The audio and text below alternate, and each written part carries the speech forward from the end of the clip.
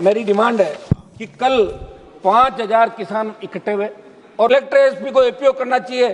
गोलियां चली किसानों पे, क्या हमारे किसी केंद्र के मंत्री का नाम भी आ रहा है। आप देख रहे हो सच का सामना राजस्थान। न्याय की बात जब आती है तब राजस्थान में सिर्फ एक ही नेता का नाम आता है और वो नेता है हनुमान बेनीवाल। कल हनुमानगढ़ के अंदर टीबा के अंदर एक एथोलिन की फैक्ट्री लग रही है, उसके अंदर किसानों का लगातार विरोध चल रहा था। लगभग 5,000 किसान उस आंदोलन में शामिल थे। दिन के समय में उन्होंने एसडीएम साहब को ज्ञापन दिया, वहां पर उनका घेराव किया। उसके बाद में वहां पर बात नहीं बनी तो उसके बाद में किसान वहां से ट्रैक्टर ट्रॉली लेकर जो एथोलिन की फैक्ट्री लग रही है उसके ऊपर धावा बोल दिया। जो एथोलिन की फैक्ट्री की दीवार है उस सारी दीवारों को तोड़ दिया गया। उसके बाद में पुलिस प्रशासन सख्त रवैया अपनाया, आंसू गैस के गोले दागे और जिसके अंदर कई लोग घायल हो चुके थे। लाठीचार्ज किया गया जिसमें कई किसान घायल हो चुके थे। उसी के अंदर एक कांग्रेस के विधायक है अभिमन्यु पुनिया, वो भी घायल हो चुके थे और कई किसानों के चोट आई और उसमें कई वाहन जला दिए गए हैं, कई वाहन आग की चपेट में आ गए थे। उसके बाद में वहां पर अफरा तफरी का माहौल हो गया, इंटरनेट बंद कर दिया गया और लगातार किसानों की मांग एक ही है कि यहां पर हम फैक्ट्री नहीं लगने देंगे। और उसी मुद्दे को आज जब शीतकालीन सत्र चल रहा है और उस सत्र के अंदर हनुमान बेनीवाल ने सबसे पहले जनता के हितों का मुद्दा और किसानों का मुद्दा संसद भवन में पटल पर रखा।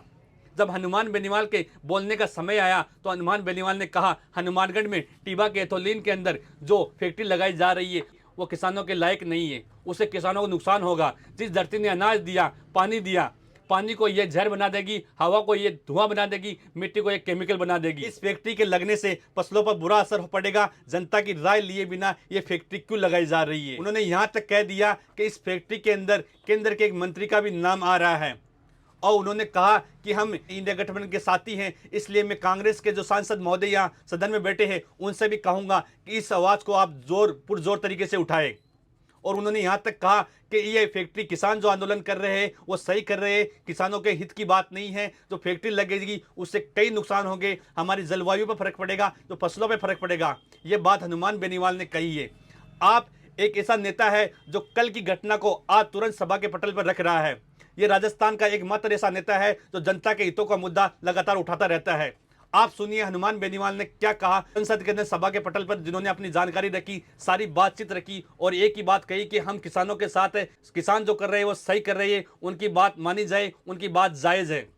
आप हनुमान बेनीवाल को सुनिए और आगे लगातार इस वीडियो को शेयर करते रहिए और देखते रहिए सच का सामना राजस्थान। जय हिंद, जय भारत। सभापति महोदय, आपके माध्यम से वन पर्यावरण जलवायु परिवर्तन मंत्री जी का ध्यान हनुमानगढ़ के टीबी क्षेत्र में एक प्रस्तावित एथेनॉल फैक्ट्री के खिलाफ चल रहे आंदोलन की तरफ आकर्षित करना चाहता हूं। सभापति महोदय, राजस्थान के टीबी में प्रस्तावित एथेनॉल फैक्ट्री के खिलाफ चल रहा आंदोलन बिल्कुल जायज है, क्योंकि जिस धरती ने अनाज दिया, पानी दिया, जीवन दिया, उसी धरती पर एक ऐसी फैक्ट्री थोपने की कोशिश की जा रही है जो पानी को जहर, हवा को धुआं और मिट्टी को केमिकल बना सकती है।